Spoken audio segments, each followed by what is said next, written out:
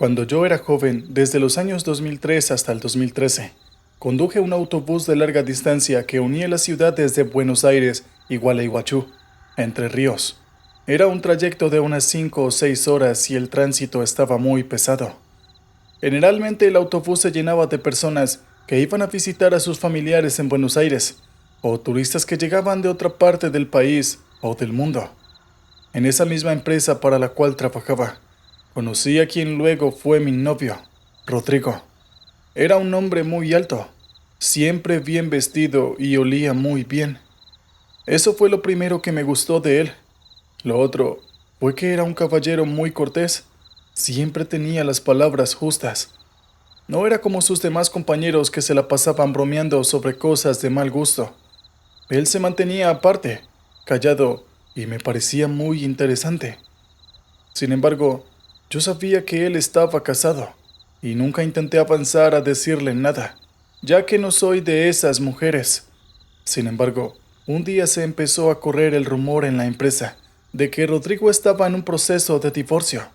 Se le veía muy mal, preocupado y desgarrado como nunca. Una semana después, el rumor se confirmó. Rodrigo se había divorciado de la que había sido su mujer durante 5 años. No voy a decir que me alegré con la noticia, porque sé que un divorcio siempre es algo muy triste, chocante y fuerte. Pero muchas de mis compañeras comenzaron a alentarme para que le dijera algo, ya que sabían de mi interés por Rodrigo. Sin embargo, yo soy una mujer tímida y no me animaba a decirle nada. Pasaron 2 meses. Mis compañeras insistían. Siempre decían que iba a venir otra, a robarse el corazón de mi prospecto. Y yo me ponía mal porque sabía que no podía decir nada. Mi timidez y mis nervios me lo impedían. Hasta que un día, de improviso, él se encontró conmigo en la cafetería. Me saludó y me dijo, «Hola», con una sonrisa que me derritió. Al rato volvió y me dijo, «Oye, ¿te gustaría tomar un café conmigo?» Pensé que estaba viviendo en el paraíso. Por fin se me iba a dar lo que tanto había esperado. Muy nerviosa le dije que sí, que no había problema. Y luego nos pusimos a charlar.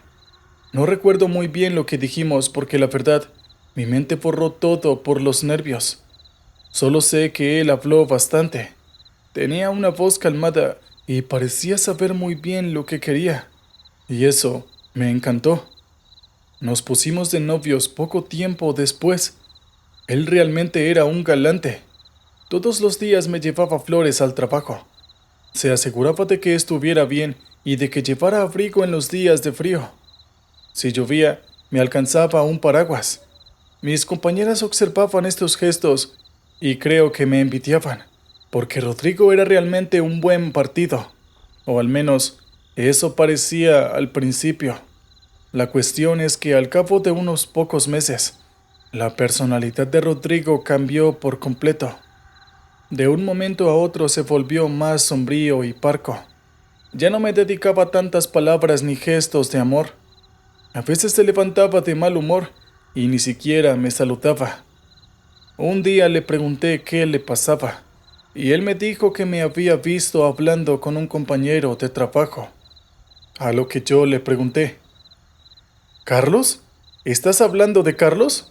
No puedo creer que estés celoso de él.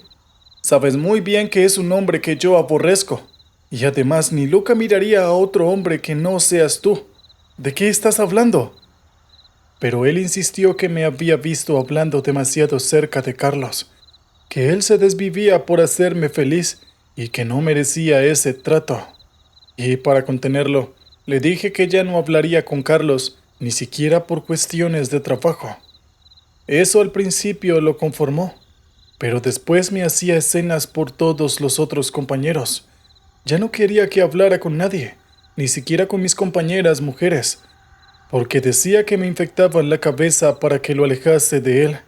Y eso no era cierto para nada.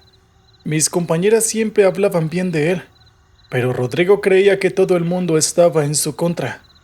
Y de nuevo, para contenerlo, dejé de hablar poco a poco con mis compañeros, y al final, casi no hablaba con nadie, apenas con él. Pero eso tampoco lo puso muy feliz, por lo que un día discutimos. Me terminó diciendo que él quería tener un hijo, que estaba envejeciendo y que el tiempo le pasaba, y yo nunca hablaba de eso. Sorprendida, le dije, ¿qué más quisiera yo que formar una familia contigo? ¿Pero por qué me dices esas cosas? Pero él se quedó callado y no dijo más palabra. Sus actitudes hostiles se incrementaron. Llegó a gritarme varias veces e incluso, una vez durante una discusión muy fuerte, amagó con golpearme, aunque se detuvo a último instante. Yo vivía en un estado de shock. Solo quería que volviera el antiguo Rodrigo, el que me regalaba flores, el que parecía tan galante. Pero ahora tenía a mi lado a un hombre violento y que se ponía de mal humor por cualquier cosa. Creo que fue por eso que empecé a refugiarme en el trabajo. Comencé a tomar más turnos y a hacer más viajes.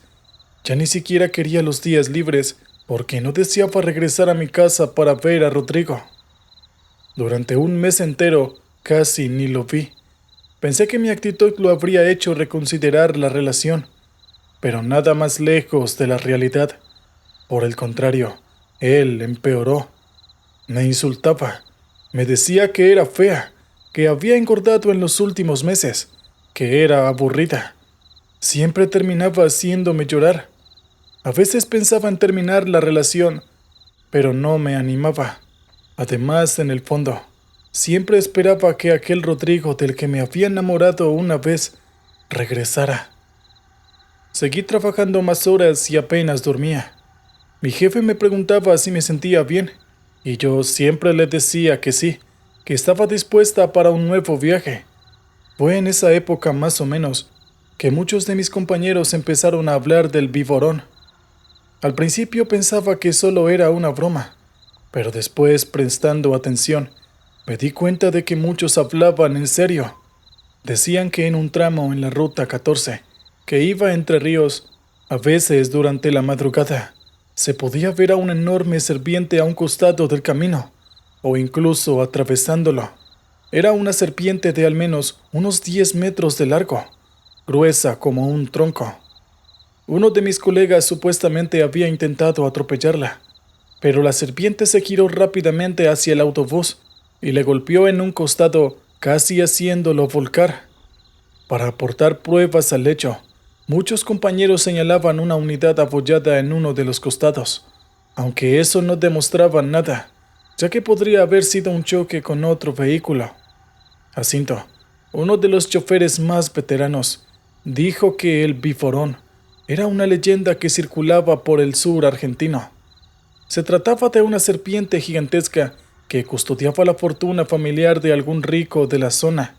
Se decía que cuando este rico moría, la serpiente abandonaba el hogar y deambulaba de un lado a otro intentando conseguir a algún otro individuo con el cual hacer un pacto, es decir, riqueza a cambio de su alma, ya que el Biforón era una especie de entidad demoníaca que ofrecía pactos diabólicos.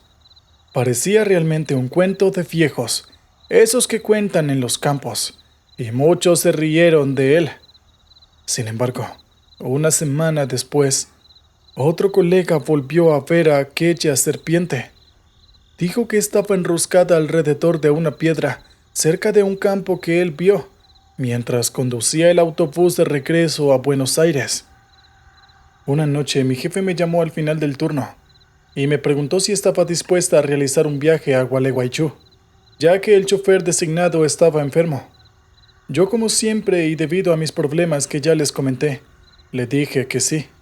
Aunque estaba algo cansada, creía que podría soportar unas horas más de conducción.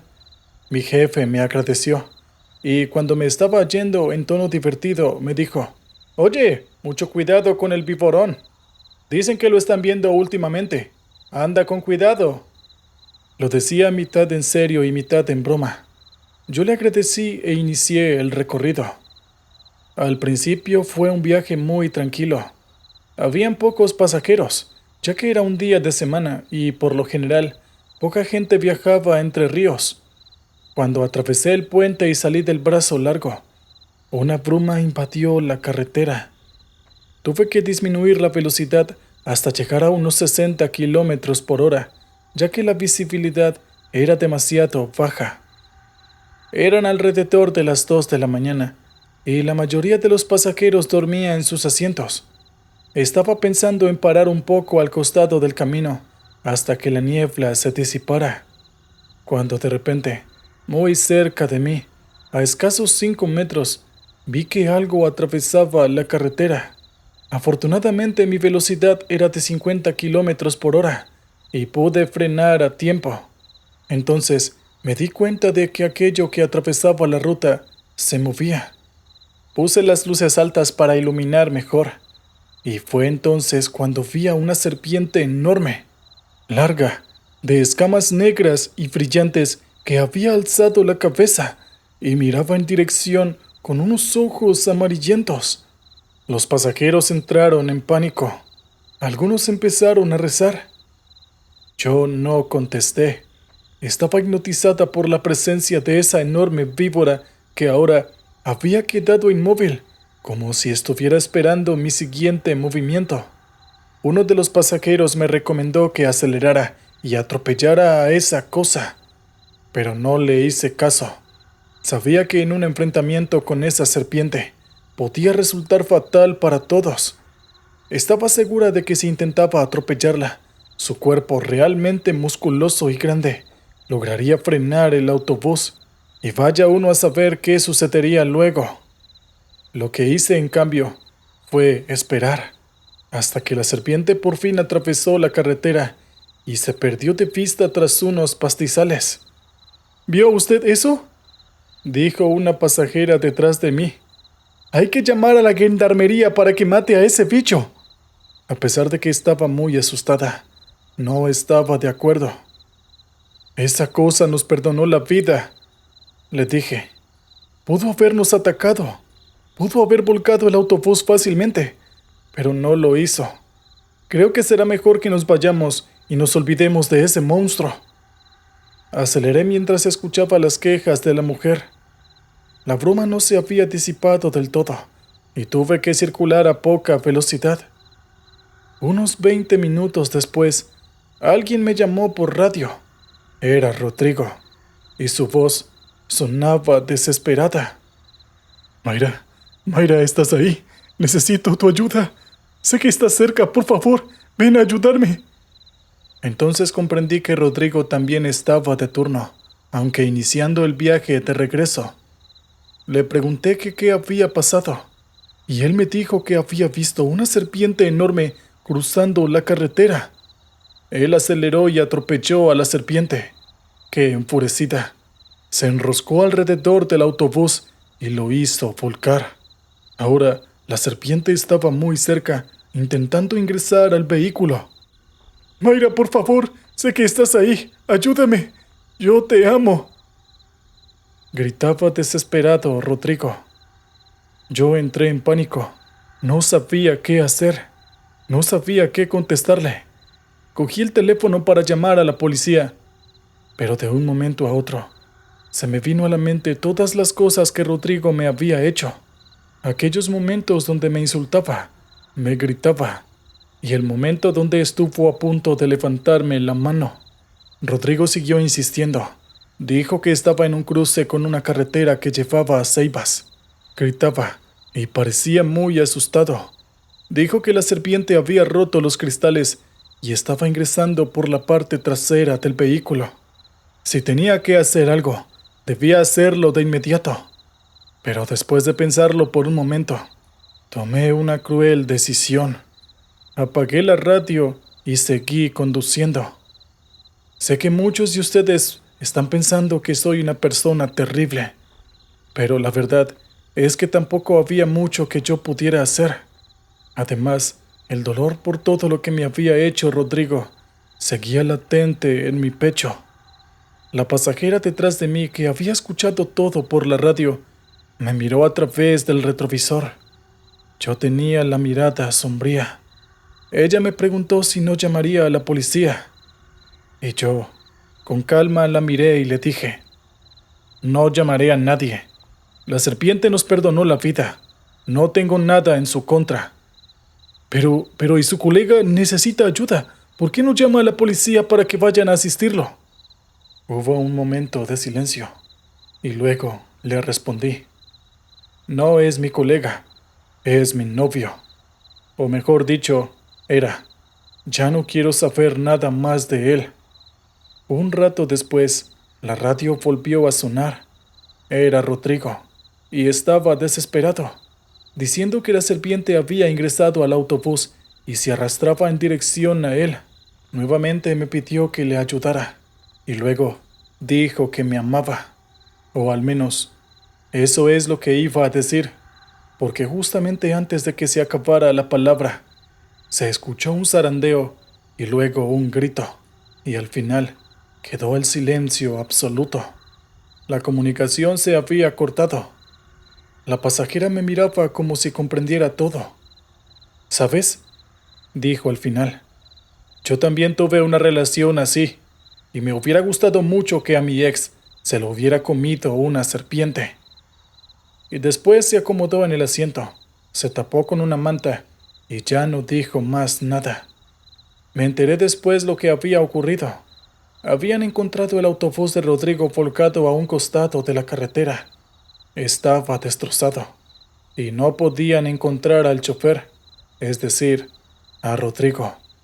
Afortunadamente, en el momento del accidente, el autobús iba vacío, por lo que no podía hablarse de víctimas, a excepción, claro está, de Rodrigo, cuyo cadáver nunca pudo ser encontrado.